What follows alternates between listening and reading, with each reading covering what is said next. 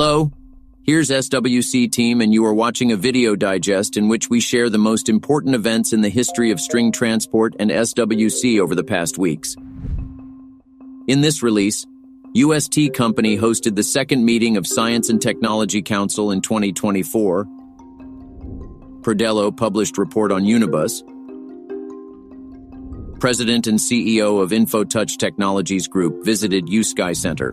Let's not waste time and get straight to the first event. UST Company hosted the second meeting of Science and Technology Council in 2024.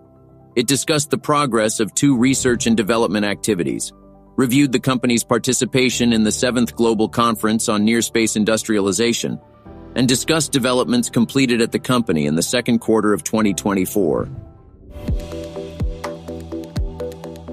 Belarusian business portal PRODELO wrote about the 48-seater unibus.